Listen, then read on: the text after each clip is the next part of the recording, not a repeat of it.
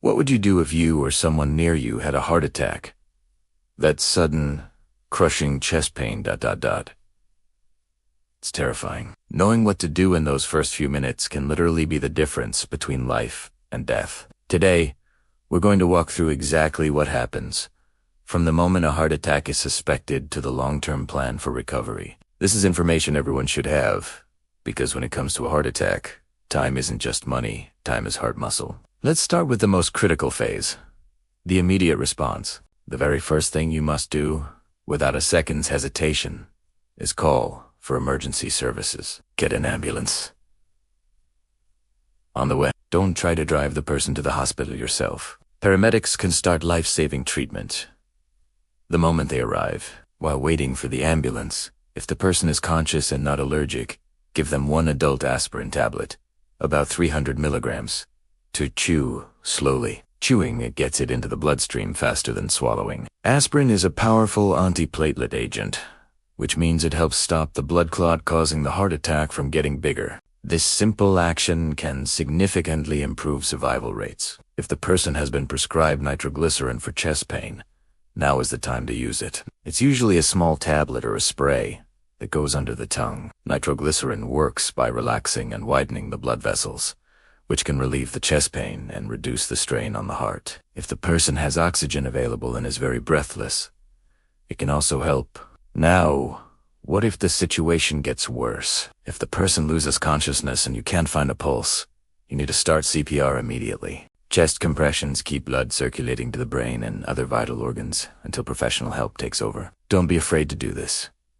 Your actions could keep them alive. Once the ambulance arrives, the medical team takes over. They'll likely establish an IV line and may administer morphine if the pain is severe. Morphine not only tackles the intense pain, but also helps to calm the patient and reduce the body's stress response, which in turn eases the workload on the struggling heart. They might also give beta-blockage, like Think of beta-blockage as a way to tell the heart, hey, slow down, take it easy. They reduce the heart rate and blood pressure, decreasing the heart's oxygen demand. Another common medication given early on is a blood thinner like heparin, which works to prevent any new clots from forming and stops the existing one from growing. Now, we move to the most crucial part of hospital treatment, restoring blood flow to the heart muscle. This is called Reperfusion therapy. The goal is simple. Open up that blocked artery as fast as humanly possible. Every minute that goes by, more heart muscle is dying from a lack of oxygen. The gold standard for this is a procedure called primary percutaneous coronary intervention, or PCI. For short, you might know it as angioplasty. With a stent, here's how it works.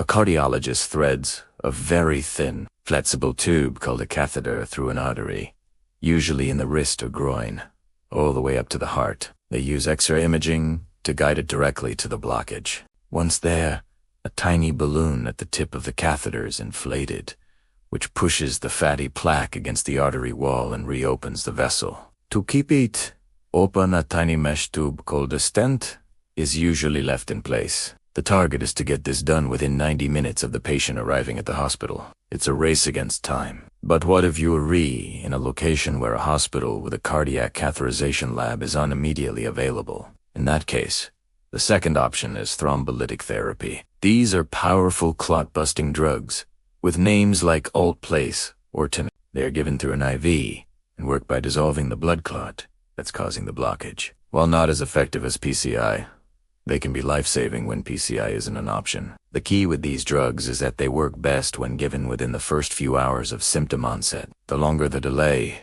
the less effective they become. So, the blockage is cleared, blood flow is restored, and the immediate danger has passed. The patient is stabilized. Is it over? Not even close. The journey is just beginning.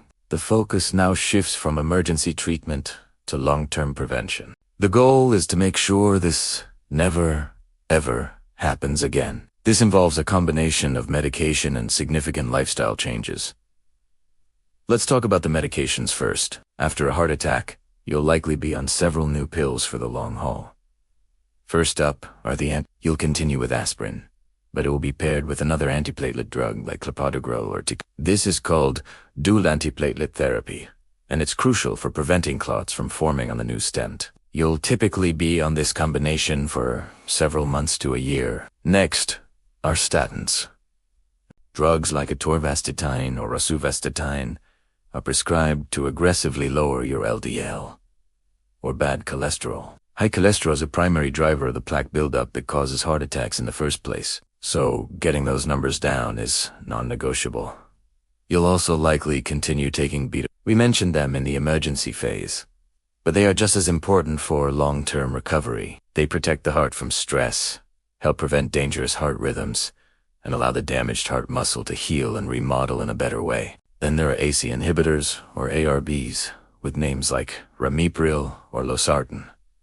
These medications also protect the heart. They lower blood pressure and prevent negative changes in the heart's shape and function that can occur after a heart attack, a process called cardiac remodeling. If the heart attack has left, the heart muscle significantly weakened. Another class of medication called aldosterone blockers, like spironolactone, may be added to provide further protection and improve outcomes. It sounds like a lot of pills, but each one has a specific, vital job in protecting your heart. Medication is only half the battle, though. The other half is up to you, and it involves making real, lasting changes to your lifestyle. This is where you take control of your future health. First and foremost, if you smoke, you must quit completely.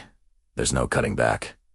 Smoking is a major risk factor for heart disease, and quitting is the single most effective thing you can do to prevent another heart attack.